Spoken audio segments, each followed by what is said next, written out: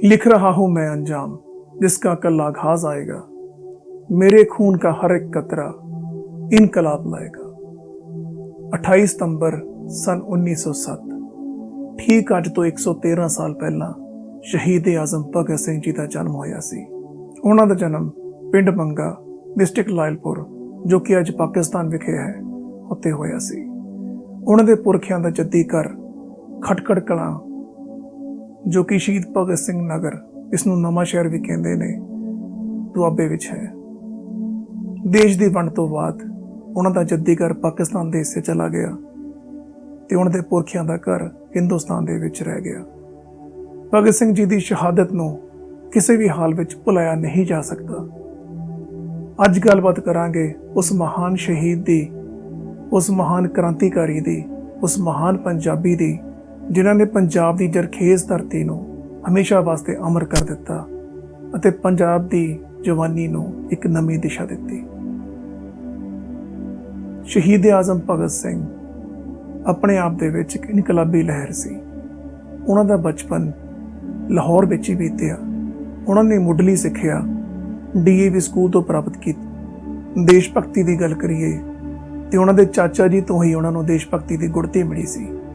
13 अप्रैल सन 1919 जलियांवाला बाग इत्थे होए कतलेआम ने भगत सिंह दे दिल नूं बलूर के रख दिता। उस वेले भगत सिंह की उम्र तकरीबन 12 साल की सी। जदों उन्हां नूं इस कांड बारे पता लगा तो लाहौर तो पैदल ही तुर पे ते तकरीबन 20 किलोमीटर का फासला तय करते करते शाम नूं जलियांवाला बाग दे विच पुजे। उत्थे होया नरसंहार वेख के उन्होंने लहू ना भिजी हुई मिट्टी एक बोतल दे विच पाई ते अपने घर ले आए ते अपने मन दे विच ये गल सोची कि मैं अंग्रेज़ां नूं अपने देश तो बाहर भजा के ही छड्डांगा। मैं अपने देश नूं आज़ाद करवा के ही साह लवांगा। बचपन दे विच भगत सिंह जी महात्मा गांधी तो बहुत प्रेरित सन। जब 1920 दे विच गांधी जी ने असहयोग अंदोलन की शुरुआत की ते उस वेले पूरे देश दे विच एक लहर फैल गई कि ना तो अंग्रेज़ां दा बनाया होया ते ना ही अंग्रेज़ां ने दिता होया कोई भी काम करना है, ना कोई कपड़ा पाना है, ना ही कोई चीज़ खानी है, ना ही कोई खरीदो फरोख्त करनी है। उस वेले भगत सिंह पूरे जोश के नाल उस असहयोग अंदोलन में शामिल होए।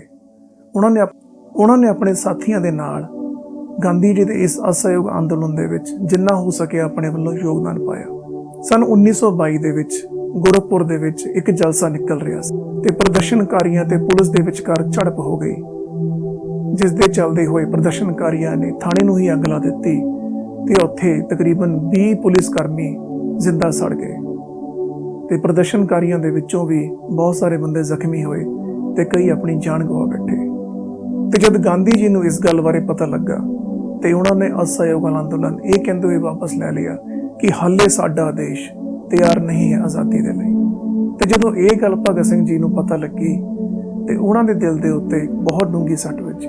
वो गांधी जी के विचारों तो बहुत खुश सन, पर जिस वेले साडी आज़ादी बहुत ही नेड़े सी उस वेले गांधी जी नूं इहो जिहा फैसला नहीं लेना चाहिए सी। भगत सिंह जी गर्म दल दे विच शामिल हो गए जिस दे विच नौजवान पीढ़ी ख्याली गर्म खून दी सी जो कि इनकलाब दे विच विश्वास रखती सी। 30 अक्तूबर सन 1928 नूं साइमन कमीशन के विरोध दे विच लाला लाजपत राय ने पंजाब दे विच एक बहुत वड्डी रैली रखी हुई सी ते सरदार भगत सिंह लाला लाजपत राय दे बहुत करीबी सन। उन्होंने अपने साथियों के समेत लाला लाजपत राय जी का इस अंदोलन दे विच बहुत ज़्यादा साथ दिता, पर बाद दे विच पुलिस के लाठीचार्ज करन दे नाल लाला लाजपत राय जी जख्मी हो गए ते उन्होंने कुछ दिनों के अंदर अपने प्राण त्याग दिते। उन्होंने आखिरी शब्द सन, चिड़ियां लाठियां मेरे मारियां गईयां ने, वो अंग्रेजी हुकूमत के तबूत के विच किल्लां दा काम करनगी। लाला लाजपत राय जी के मौत तो बाद भगत सिंह के मन के विच बहुत रोस भरिया होया सी। उन्होंने अपने साथी राजगुरू और होर साथियों समेत पुलिस अफसर स्कॉट नूं मारन की पूरी तैयारी कर ली, पर जिस दिन उन्होंने इस घटना नूं अंजाम देना सी ते स्कॉट की जगह एक होर ब्रिटिश पुलिस अफसर सांडर्स आ गया। राजगुरू ते भगत सिंह ने उहदे उपर ही गोलियां की बछार कर दी ते सांडर्स नूं मौत के घाट उतार दिता। बाद दे विच उन्होंने परचे लिखे कि असीं लाला लाजपत राय जी की मौत का बदला ले लिया है। ਇੱਕ ਅੰਗਰੇਜ਼ੀ ਅਫਸਰ ਦੀ ਮੌਤ ਹੋਣਾ ਅੰਗਰੇਜ਼ੀ ਸਰਕਾਰ ਦੇ ਮੂੰਹ ਤੇ ਬਹੁਤ ਵੱਡੀ ਚਪੇੜ ਸੀ। ਉਹਨਾਂ ਨੇ ਇਹਨਾਂ ਇਨਕਲਾਬੀਆਂ ਨੂੰ ਫੜਨ ਲਈ ਸਾਰੇ ਯਤਨ ਕਰਨੇ ਸ਼ੁਰੂ ਕਰ ਦਿੱਤੇ ਤੇ ਥਾਂ ਛਾਪੇਮਾਰੀ ਹੋਣੀ ਸ਼ੁਰੂ ਹੋ ਗਈ। ਹੁਣ ਭਗਤ ਸਿੰਘ ਜੀ ਨੇ ਲਾਹੌਰ ਤੋਂ ਬਾਹਰ ਨਿਕਲਣ ਦਾ ਪਲਾਨ ਬਣਾਇਆ ਹੋਇਆ ਸੀ, ਪਰ ਪੁਲਿਸ ਦਾ ਪਹਿਰਾ ਬਹੁਤ ਜ਼ਿਆਦਾ ਸੀ। ਉਹ ਮਦਦ ਦੇ ਲਈ ਆਪਣੇ ਇੱਕ ਸਾਥੀ ਭਗਵਤੀ ਚਰਨ ਬੋਹਰਾ ਜੀ ਦੇ ਕੋਲ ਗਏ, ਜਿੱਥੇ ਉਹਨਾਂ ਦੀ ਪਤਨੀ ਦੁਰਗਾ ਭਾਬੀ ਨੂੰ ਉਹਨਾਂ ਨੇ ਇੱਕ ਨਾਟਕ ਕਰਨ ਲਈ ਮਨਾ ਲਿਆ। ਭੇਸ ਬਦਲਣੇ ਦੇ ਲਈ ਉਹਨਾਂ ਨੂੰ ਆਪਣੇ ਕੇਸ ਕਟਾਉਣੇ ਪਏ। ਅੰਗਰੇਜ਼ਾਂ ਨੂੰ ਚਕਮਾ ਦੇਣ ਦੇ ਲਈ ਉਹਨਾਂ ਨੇ ਆਪਣੀ ਇੱਕ ਵੱਖਰੀ ਦਿੱਖ ਬਣਾਈ, ਜਿਸ ਦੇ ਵਿੱਚ ਇੱਕ ਸਿਰ ਤੇ ਹੈਟ, ਇੱਕ ਵੱਡਾ ਓਵਰਕੋਟ ਪਾ ਕੇ ਉਹ ਸਟੇਸ਼ਨ ਦੇ ਵੱਲੋਂ ਗਏ, ਜਿਵੇਂ ਕਿ ਕੋਈ ਅੰਗਰੇਜ਼ ਅਫਸਰ ਹੋਵੇ। ਅੰਗਰੇਜ਼ੀ ਬੋਲਣ ਦੇ ਵਿੱਚ ਸ਼ੁਰੂ ਤੋਂ ਹੀ ਬਹੁਤ ਮਾਹਰ ਸਨ ਤੇ ਦੁਰਗਾ ਭਾਬੀ ਨੂੰ ਆਪਣੀ ਪਤਨੀ ਬਣਾ ਕੇ ਉਹ ਟ੍ਰੇਨ ਦੇ ਵਿੱਚ ਚੜ੍ਹ ਗਏ ਤੇ ਜਿੱਥੋਂ ਕਿ ਉਹ ਕਲਕੱਤਾ ਲਈ ਰਵਾਨਾ ਹੋ ਗਏ। ਜਿਵੇਂ ਜਿਵੇਂ ਸਮਾਂ ਲੰਘ ਰਿਹਾ ਸੀ, ਹਿੰਦੁਸਤਾਨ ਦੀ ਨੌਜਵਾਨ ਪੀੜ੍ਹੀ ਭਗਤ ਸਿੰਘ ਦੇ ਨਾਲ ਬਹੁਤ ਦਿਲੋਂ ਜੁੜ ਰਹੀ ਸੀ। ਸਨ 1929 ਵਿੱਚ ਉਹਨਾਂ ਨੇ ਆਪਣੇ ਇੱਕ ਸਾਥੀ ਬਟੁਕੇਸ਼ਵਰ ਦੱਤ ਦੇ ਨਾਲ ਅਸੈਂਬਲੀ ਵਿੱਚ ਬੰਬ ਸੁੱਟਿਆ ਤੇ ਜਿਹੜਾ ਬੰਬ ਸੀ, ਇਸ ਨਾਲ ਕਿਸੇ ਨੂੰ ਨੁਕਸਾਨ ਨਹੀਂ ਹੋਣਾ ਸੀ। ਉਹਨਾਂ ਨੇ ਬੰਬ ਹੀ ਉੱਤੇ ਸੁੱਟਿਆ ਜਿੱਥੇ ਖਾਲੀ ਜਗ੍ਹਾ ਸੀ। ਉਹ ਆਪਣੀ ਆਵਾਜ਼ ਅੰਗਰੇਜ਼ ਸਰਕਾਰ ਤੱਕ ਪਹੁੰਚਾਉਣਾ ਚਾਹੁੰਦੇ ਸਨ। ਦੇ ਵਿੱਚ ਬੰਬ ਸੁੱਟਣ ਤੋਂ ਬਾਅਦ ਉਹਨਾਂ ਦੇ ਸ਼ਬਦ ਸਨ ਕਿ ਬਹਿਰਿਆਂ ਨੂੰ ਸੁਣਾਉਣ ਦੇ ਲਈ ਧਮਾਕਿਆਂ ਦੀ ਲੋੜ ਹੁੰਦੀ ਹੈ। ਉਹਨਾਂ ਨੇ ਖੁਦ ਹੱਸਦੇ ਆਪਣੀ ਗ੍ਰਿਫਤਾਰੀ ਦਿੱਤੀ ਤਾਂ ਕਿ ਉਹ ਪ੍ਰਸ਼ਾਸਨ ਦੇ ਵਿੱਚ ਰਹਿ ਕੇ, ਜੇਲ੍ਹ ਦੇ ਵਿੱਚ ਰਹਿ ਕੇ ਸਾਰੇ ਸੁਧਾਰ ਕਰ ਸਕਣ। ਪਰ ਜਦੋਂ ਉਹਨਾਂ ਨੂੰ ਜੇਲ੍ਹ ਦੇ ਵਿੱਚ ਪਾਇਆ ਗਿਆ ਤੇ ਉਸੇ ਵੇਲੇ ਸਾਂਡਰਸ ਮਰਡਰ ਕੇਸ ਦੀ ਫਾਈਲ ਵੀ ਖੁੱਲ ਗਈ ਤੇ ਉਹਨਾਂ ਦੇ ਕਈ ਸਾਥੀਆਂ ਨੂੰ ਪੁਲਿਸ ਨੇ ਜਬਰਨ ਸਰਕਾਰੀ ਗਵਾਹ ਬਣਾ ਦਿੱਤਾ ਤੇ ਉਹਨਾਂ ਨੇ ਭਗਤ ਸਿੰਘ, ਰਾਜਗੁਰੂ, ਸੁਖਦੇਵ ਦੇ ਖਿਲਾਫ ਗਵਾਹੀ ਦਿੱਤੀ। ਫਿਰ ਉਹਨਾਂ ਨੂੰ ਲਾਹੌਰ ਸੈਂਟਰਲ ਜੇਲ੍ਹ ਦੇ ਵਿੱਚ ਤਬਦੀਲ ਕਰ ਦਿੱਤਾ ਗਿਆ, ਜਿੱਥੇ ਕਿ ਉਹਨਾਂ ਦੀ ਮੁਲਾਕਾਤ ਸ਼ਹੀਦ-ਏ-ਆਜ਼ਮ ਊਧਮ ਸਿੰਘ ਜੀ ਦੇ ਨਾਲ ਹੋਈ। ਜੇਲ੍ਹ ਦੇ ਵਿੱਚ ਰਹਿੰਦੇ ਹੋਏ ਭਗਤ ਸਿੰਘ ਨੇ ਬਹੁਤ ਸਾਰੇ ਸੁਧਾਰ ਕੀਤੇ। ਉਹਨਾਂ ਨੇ ਦੇਖਿਆ ਕਿ ਅੰਗਰੇਜ਼ੀ ਕੈਦੀਆਂ ਨੂੰ ਹਰ ਤਰ੍ਹਾਂ ਦੀ ਸਹੂਲਤ ਦਿੱਤੀ ਜਾ ਰਹੀ ਹੈ। ਉਹਨਾਂ ਨੂੰ ਪੜ੍ਹਨ ਵਾਸਤੇ ਅਖਬਾਰਾਂ ਤੇ ਕਿਤਾਬਾਂ ਵੀ ਦਿੱਤੀਆਂ ਜਾਂਦੀਆਂ ਸਨ ਤੇ ਕੱਪੜੇ ਵੀ ਉਹਨਾਂ ਦੇ ਬਹੁਤ ਵਧੀਆ ਸੀ। ਪਰ ਦੂਜੇ ਪਾਸੇ ਹਿੰਦੁਸਤਾਨੀ ਕੈਦੀਆਂ ਨੂੰ ਨਾ ਤਾਂ ਅਖਬਾਰਾਂ, ਨਾ ਪੜ੍ਹਨ ਲਈ ਕਿਤਾਬਾਂ, ਨਾ ਪਾਉਣ ਲਈ ਸੋਹਣੇ ਕੱਪੜੇ ਤੇ ਨਾ ਹੀ ਖਾਣ ਨੂੰ ਵਧੀਆ ਖਾਣਾ ਦਿੱਤਾ ਜਾਂਦਾ ਸੀ। ਉਹਨਾਂ ਨੇ ਜੇਲ੍ਹ ਦੇ ਵਿੱਚ ਸੁਧਾਰ ਕਰਨੇ ਦੇ ਲਈ ਤਕਰੀਬਨ 110 ਦਿਨਾਂ ਦੀ ਭੁੱਖ ਹੜਤਾਲ ਕੀਤੀ। ਬਹੁਤ ਕੋਸ਼ਿਸ਼ ਕੀਤੀ ਗਈ ਜ਼ਾਲਮ ਹਾਕਮਾਂ ਵੱਲੋਂ ਉਹਨਾਂ ਨੂੰ ਖਾਣਾ ਖਵਾਉਣ ਦੀ, ਜ਼ਬਰਦਸਤੀ ਮੂੰਹ ਦੇ ਵਿੱਚ ਦੁੱਧ ਪਾਉਣ ਦੀ, ਪਰ ਉਹ ਆਪਣੀ ਅੜੀ ਤੇ ਅੜੇ ਰਹੇ ਤੇ ਅੰਤ ਦੇ ਵਿੱਚ ਉਹਨਾਂ ਦੀ ਜਿੱਤ ਹੋਈ। ਜੇਲ੍ਹ ਦੇ ਵਿੱਚ ਉਹਨਾਂ ਨੂੰ ਬਾਕੀ ਕੈਦੀਆਂ ਦੇ ਵਾਂਗ ਸਮਾਨ ਅਧਿਕਾਰ ਦਿੱਤੇ ਗਏ। ਜਦੋਂ ਵੀ ਭਗਤ ਸਿੰਘ ਨੂੰ ਜੇਲ੍ਹ ਦੇ ਵਿੱਚ ਕੋਈ ਮਿਲਣ ਲਈ ਆਉਂਦਾ ਸੀ ਤੇ ਉਹ ਉਸ ਦੇ ਕੋਲੋਂ ਕੋਈ ਨਾ ਕੋਈ ਕਿਤਾਬ ਜ਼ਰੂਰ ਮੰਗਵਾਉਂਦੇ ਸਨ। ਭਗਤ ਸਿੰਘ ਦੀ ਜ਼ਿੰਦਗੀ ਦੇ ਵਿੱਚ ਕਾਰਲ ਮਾਰਕਸ ਅਤੇ ਲੈਨਿਨ ਦੀ ਬਹੁਤ ਜ਼ਿਆਦਾ ਨੇੜਤਾ ਰਹੀ, ਕਿਉਂਕਿ ਦੋਨਾਂ ਹੀ ਨੇਤਾਵਾਂ ਨੂੰ ਭਗਤ ਸਿੰਘ ਨੇ ਬਹੁਤ ਜ਼ਿਆਦਾ ਪੜ੍ਹਿਆ ਤੇ ਉਹਨਾਂ ਦੇ ਵਿਚਾਰਾਂ ਦੇ ਨਾਲ ਹੀ ਇੱਕ ਅੰਦੋਲਨ ਦੀ ਕ੍ਰਾਂਤੀਕਾਰੀ ਸ਼ੁਰੂ ਕੀਤੀ ਤੇ ਦੋਹਾਂ ਦੇ ਹੀ ਵਿਚਾਰਾਂ ਨੂੰ ਸੁਣ ਕੇ ਇਸ ਦੇਸ਼ ਦੇ ਵਿੱਚ ਇਨਕਲਾਬ ਦੀ ਲਹਿਰ ਸ਼ੁਰੂ ਕੀਤੀ। ਲਾਹੌਰ ਕੋਰਟ ਨੇ ਆਪਣਾ ਆਖਰੀ ਫੈਸਲਾ ਸੁਣਾਇਆ ਕਿ ਦਿਨ 24 ਮਾਰਚ 1931 ਨੂੰ ਇਹਨਾਂ ਤਿੰਨਾਂ ਜਾਣਿਆਂ ਨੂੰ ਫਾਂਸੀ ਤੇ ਲਟਕਾ ਦਿੱਤਾ ਜਾਵੇਗਾ। ਪਰ ਜਿਸ ਤਰ੍ਹਾਂ ਕਿ ਭਗਤ ਸਿੰਘ ਬਹੁਤ ਜ਼ਿਆਦਾ ਪਪੂਲਰ ਹੋ ਚੁੱਕੇ ਸੀ, ਉਹਨਾਂ ਦੀ ਫਾਂਸੀ ਦੀ ਸਜ਼ਾ ਦੇ ਨਾਲ ਦੇਸ਼ ਦਾ ਮਾਹੌਲ ਵਿਗੜ ਜਾਣਾ ਸੀ ਤੇ ਜ਼ਾਲਮ ਸਰਕਾਰਾਂ ਨੇ ਇੱਕ ਦਿਨ ਪਹਿਲਾਂ ਹੀ ਉਹਨਾਂ ਨੂੰ ਫਾਂਸੀ ਦੇ ਤਖਤ ਤੇ ਲਟਕਾ ਦਿੱਤਾ। ਦਿਨ ਸੀ 23 ਮਾਰਚ 1931 ਤੇ ਭਗਤ ਸਿੰਘ ਦੀ ਉਮਰ ਸੀ ਸਿਰਫ ਤੇ ਸਿਰਫ 23 ਸਾਲ। ਇੱਕ 23 ਸਾਲ ਦਾ ਮੁੰਡਾ, ਇੱਕ 23 ਸਾਲ ਦਾ ਇਨਕਲਾਬੀ ਫਾਂਸੀ ਦੇ ਤਖਤੇ ਤੇ ਝੂਲ ਗਿਆ।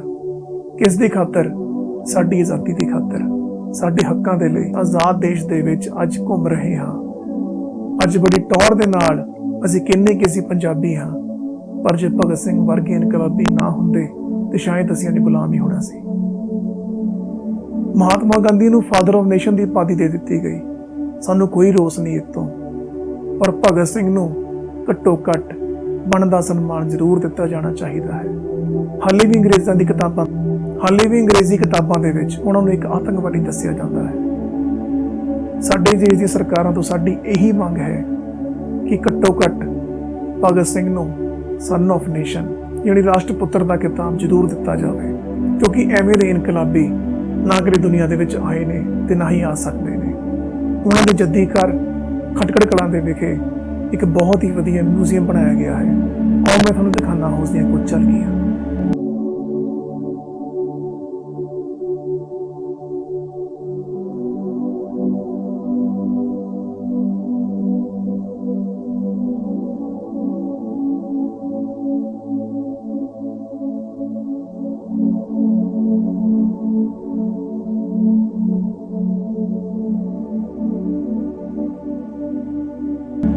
ਦੋਸਤੋ ਅੱਜ ਦੀ ਵੀਡੀਓ ਬਣਾਉਣ ਦਾ ਸਿਰਫ ਇਹੀ ਇੱਕ ਪਰਪਸ ਸੀ ਕਿ ਅਸੀਂ ਆਪਣੀ ਨੌਜਵਾਨ ਪੀੜ੍ਹੀ ਨੂੰ ਦੱਸ ਸਕੀਏ ਕਿ ਸਾਡਾ ਵਿਰਸਾ ਕੀ ਹੈ। ਸਾਡੇ ਵਿਰਸੇ ਦੇ ਵਿੱਚ ਕਿੰਨੇ ਮਹਾਨ ਸਪੂਤ ਹੋਏ ਨੇ, ਕਿੰਨੇ ਇਨਕਲਾਬੀ ਹੋਏ ਨੇ, ਕਿੰਨੇ ਕ੍ਰਾਂਤੀਕਾਰੀ ਹੋਏ ਨੇ ਕਿ ਜਿਨ੍ਹਾਂ ਬਾਰੇ ਉਹਨਾਂ ਨੂੰ ਬਿਲਕੁਲ ਵੀ ਨਹੀਂ ਪਤਾ।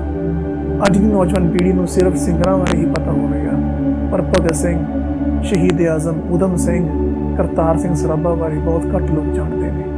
ਦੋਸਤੋ ਇਸ ਵੀਡੀਓ ਨੂੰ ਮੈਕਸਿਮਮ ਸ਼ੇਅਰ ਕਰਿਓ ਤਾਂ ਕਿ ਤੁਹਾਡੀ ਆਉਣ ਵਾਲੀ ਨਸਲ ਨੂੰ ਪਤਾ ਲੱਗ ਸਕੇ, ਤਾਂ ਕਿ ਸਾਡੀ ਆਉਣ ਵਾਲੀ ਪੀੜ੍ਹੀ ਨੂੰ ਪਤਾ ਲੱਗ ਸਕੇ ਕਿ ਸਾਡਾ ਵਿਰਸਾ ਕੀ ਸੀ, ਅਸੀਂ ਕਿੱਥੋਂ ਆਏ ਹਾਂ, ਸਾਡੇ ਪੰਜਾਬੀਆਂ ਦੇ ਖੂਨ ਦੇ ਵਿੱਚ ਇਨਕਲਾਬ ਦੀ ਲਹਿਰ ਕਿੱਥੋਂ ਸ਼ੁਰੂ ਹੋਈ ਸੀ।